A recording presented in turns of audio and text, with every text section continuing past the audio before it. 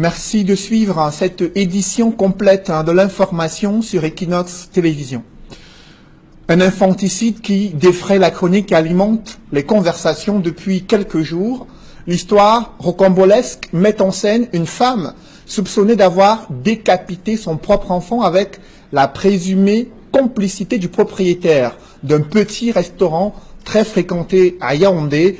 Au lendemain de l'arrestation des deux principaux suspects, des langues se délient. Les populations, riverains et clients de ce restaurant sont choqués. Pourtant, ils appréciaient bien la viande qui était servie dans ce restaurant. Aujourd'hui, au centre de cette affaire d'infanticide et de soupçons de trafic d'organes humains, c'est un reportage signé Emmanuel Diop et Marcelin Gansop.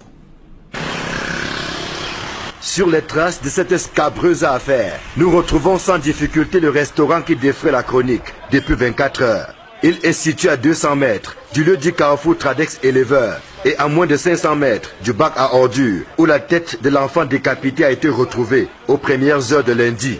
Nous sommes dans le 5e arrondissement de Yaoundé. Apparemment, ils ont constaté que quand on a trouvé le corps, la tête, il fallait qu'il rentre se débarrasser du corps. Et le corps était entre les toilettes et le mur en bois. Ils ont rentré voulant incendier la maison.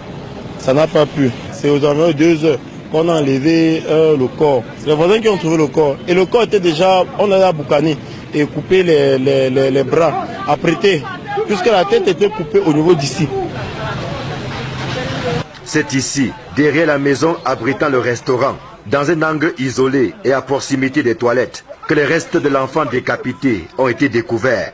Interrogée par les habitants du quartier, la génitrice de la victime va d'abord nier les faits, avant finalement de passer aux aveux sous la pression populaire, laissant sans voix les habitants du quartier. Quand on a enlevé le corps aux environs de 2 heures, le lendemain ils sont revenus, le lendemain de mardi, continuer à faire le ménage, donc ils vont continuer à préparer et vendre aux gens.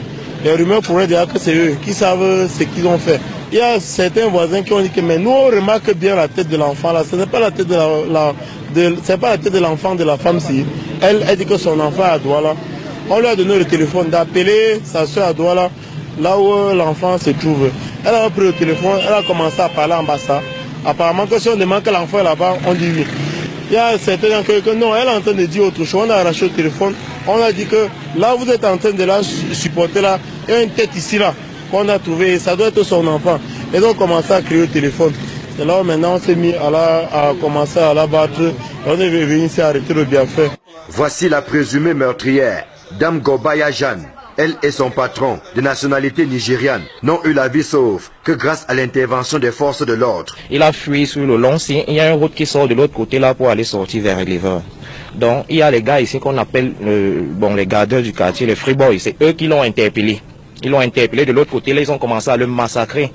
Et puis d'autres de la population sont venus et puis ils ont demandé à ce qu'on le laisse. Quand la police est venue, on l'a extirpé. Donc apparemment ils se connaissaient depuis. Ce n'est pas aujourd'hui, donc ce n'était qu'une mise en scène qui a été faite, d'après ce qu'on a vu. Le restaurant en question porte un nom qui ferait plaisir à plus d'un. Et pourtant, il est devenu la risée de tout le quartier, depuis la découverte macabre de lundi. Il y avait les soupçons en tant que c'était un corps humain, mais la qualité de la viande laissait quand même à désirer. Bon, c'est maintenant avec ce qui s'est passé, quand tu refais un feedback, tu te rends compte des gens de viande que tu mangeais. Il y avait même les gens qui venaient manger ici là, les Nyelembere, ils viennent manger ici là. On s'alignait seulement. Tu es derrière ton frère, tu dis que pardon, fini, tu me donnes le plat. Parfois les autres amènent leur plat eux-mêmes, parce que c'est vraiment sucré. Quand on mange ça, on a le goût, on revient demain. On appelle même au téléphone que c'est déjà prêt, il dit que c'est prêt, on vient manger. Les derniers développements ont fait perdre l'appétit à plus d'un. Parmi les clients réguliers, Pascal Boyomo, qui venait de se lier d'amitié avec le tenancier de ce restaurant. Il est dépassé par les événements en apprenant que celui avec qui il marchait serait impliqué dans une affaire de trafic d'organes humains. Donc on se posait des questions, que comment fait-il pour avoir de profit? Parce que vous ne pouvez pas donner des gros morceaux de viande aux gens, vous donnez une boule de couscous qui est comme je sais pas, et vous remplissez une assiette de sauce, et puis ça vous dit que vous faites des profits à 500 francs, vous payez un loyer, il a 2 employés qui payent. Donc franchement, nous on se posait des questions, on se disait que c'était pour un début, mais là ça faisait il y a plus de 6 mois qu'il était là, et ça ne faisait que continuer. Et la viande viande, bon, c'est vrai qu'on n'avait jamais compris quelles étaient les parties de viande que nous mangions. Et il proposait même habituellement quand tu te retrouves du côté des Mimboman. Il a sa soeur là-bas qui vend aussi la nourriture. Si tu es du côté là, tu veux manger, c'est la même. Il proposait, il disait que c'est la même viande, la nourriture, c'est la même qualité. Donc ça veut dire que forcément même du côté là, il y avait aussi le même problème. De quoi donner la nausée à ceux qui ont régulièrement mangé du héros dans ces restaurants et qui n'ouvrent les yeux que maintenant devant la triste réalité. On ne prépare pas d'autre chose si ce n'est que le héros. Je crois bien qu'on mélange ça avec la peau du bœuf parce que quand tu manges ça sent la peau du bœuf. Tu crois que peut-être c'est la chair du bœuf qu'on a mis dedans. Une casserole et deux petites marmites et une marmite de piment. On a versé tout ça ici là, dehors. Ça a passé la nuit, même le chien n'a pas pu manger. Il faut comprendre que c'est très très dangereux. Désormais entre les mains de la division régionale de la police judiciaire, Ngobaya Jeanne et le propriétaire du restaurant attendent d'être fixés sur leur sort.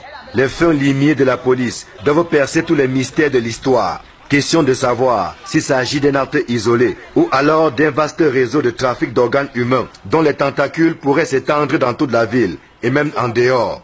Au quartier éleveur et ses environs, les populations qui réclament que justice soit faite ont perdu la voix après avoir perdu l'appétit.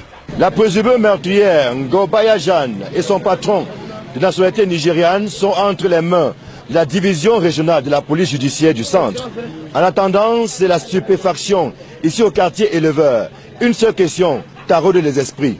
Pourquoi en est-on arrivé là? Ici Emmanuel Diop, Marcelin Gansop, Equinox Télévision.